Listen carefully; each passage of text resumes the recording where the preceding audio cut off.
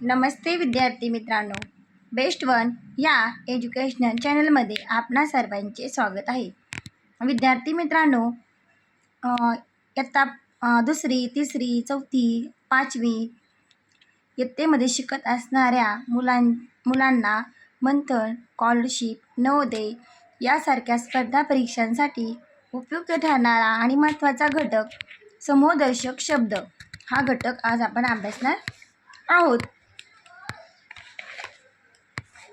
विद्यार्थी मित्रांनो, गवताचा भारा, गवताची गंजी किंवा पेंडी, प्रश्नपत्रिकांचा संच, उपकरणांचा संच, किल्ल्यांचा जुडगा, केसांचा झुपका किंवा पुंजका, केसांची बट जट, खेळाडूंचा संघ, वस्तूंचा संच, ताऱ्यांचा पुंजका, दुर्वाची जुडी,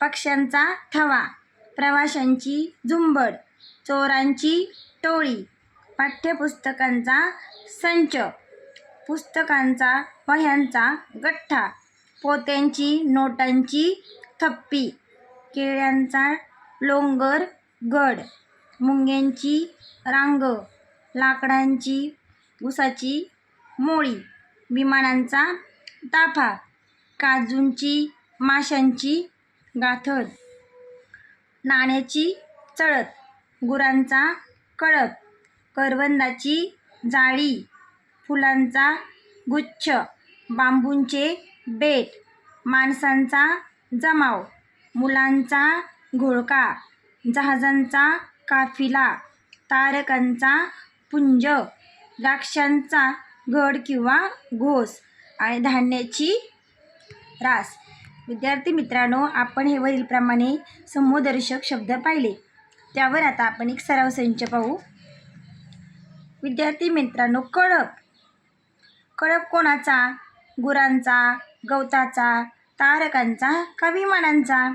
विद्यार्थी मित्रांनो, कळप हा गुरांचा असतो, म्हणजे पर्याय क्रमांक 1 हे उत्तर बरोबर आहे. त्याच्यानंतर गाथण, गाथण विद्यार्थी मित्रांनो कशाची असते?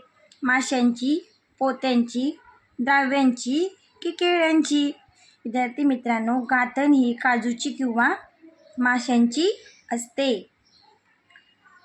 मोळी, विद्यार्थी मित्रांनो मोळी कशाची? गवताची, लाकडांची, नारळांची की दुर्वाची?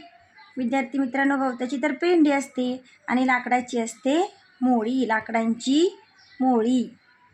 गुच्छ, गुच्छ कशाचा? मुलांचा, फुलांचा, केसांचा की गवतांचा? विद्यार्थी मित्रांनो, गुच्छ हा फुलांचा असतो, म्हणजे पर्याय क्रमांक 2 गुच्छ फुलांचा. त्यानंतर विद्यार्थी मित्रांनो, बेट, बेट कशाचे मग? नोटांचे, तारकांचे, केसांचे की बांबूंचे? विद्यार्थी मित्रांनो, बेट हे बांबूंचे असते. विद्यार्थी मित्रांनो, माझा व्हिडिओ पाहिल्याबद्दल आपणा सर्वांचे खूप खूप धन्यवाद. असे शैक्षणिक व्हिडिओ पाहण्यासाठी माझ्या चॅनलला लाईक व सबस्क्राईब करा. धन्यवाद.